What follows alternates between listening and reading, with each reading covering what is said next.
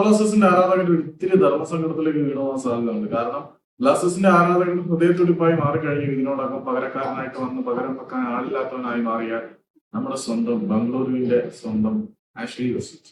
ആ വെസ്റ്റ് നിലവിലെ ഇന്ത്യൻ പരിശീലകനായിട്ടുള്ള ഖാലിദ് ജമീലിന്റെ നയങ്ങളോട് അല്പം എതിർപ്പൊക്കെ പ്രകടിപ്പിച്ചിട്ടുണ്ട്. അല്പമല്ല, നന്നായിട്ട് നല്ല എതിർപ്പ് പ്രകടിപ്പിച്ചിട്ടുണ്ട്. എതിർപ്പ് പ്രകടിപ്പിക്കുകയും ചെയ്യും. കാരണം ഖാലിദ് ജമീലിനെ നമുക്ക് എല്ലാവർക്കും ഇഷ്ടമാണ്. ഇന്ത്യൻ ഫുട്ബോളിന്റെ മാറ്റത്തിന് വേണ്ടിയിട്ട് പലപ്പോഴും ഒരു ഡിപ്ലോമാറ്റിനെ പോലെയാണ് ആള് സംസാരിക്കുന്നതെങ്കിൽ പോലും നമുക്ക് അത്യാവശ്യം റിസൾട്ട് കൊണ്ടുവരാൻ ഖാലിദിന് പറ്റുന്നത്.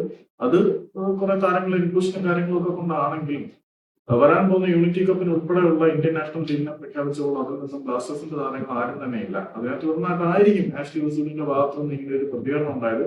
വെസ്റ്റ്വുഡ് പറഞ്ഞത് നിലവിലെ ഇന്ത്യൻ ഫുട്ബോൾ ടീമിലേക്കുള്ള സെലക്ഷൻ പ്രൊസീജിയറിന്റെ കാര്യത്തിൽ അവര് മികച്ച താരങ്ങളെയാണ് ടീമിലേക്ക് എടുക്കുന്നതെന്ന് ഞാൻ വിശ്വസിക്കുന്നില്ല. ഞങ്ങളുടെ താരങ്ങളെല്ലാവരും ഷോർട്ട് പാസ് കളിച്ച് നല്ല രീതിയിൽ റിസൾട്ട് ഉണ്ടാക്കുന്നവർ തന്നെയാണ്. അവർ മികച്ചവരാണെന്നാണ് ഞാൻ ഉറച്ചു വിശ്വസിക്കുന്നത്. പക്ഷെ ഇന്ത്യൻ നാഷണൽ ടീമിലേക്ക് താരങ്ങളെ തിരഞ്ഞെടുക്കാനുള്ള ക്രൈറ്റീരിയ ലോങ് ബോൾ കളിക്കുന്നവരെയും ഫിസിക്കൽ സ്ട്രെങ്ത് ഉള്ളവരെയും നോക്കിയിട്ടായിരിക്കും അവർ ടീമിലേക്ക് ആളെടുക്കുന്നതെന്നാണ് ഞാൻ വിശ്വസിക്കുന്നത്.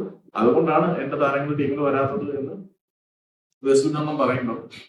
നമ്മൾ ലോങ് ബോൾ ടാക്ടിക്സിൽ നിന്ന് കഴിഞ്ഞാൽ എത്ര കാലം മുന്നിലോട്ട് പോകും എന്നുള്ളൊരു ചോദ്യത്തിനും തന്നെയാണ്.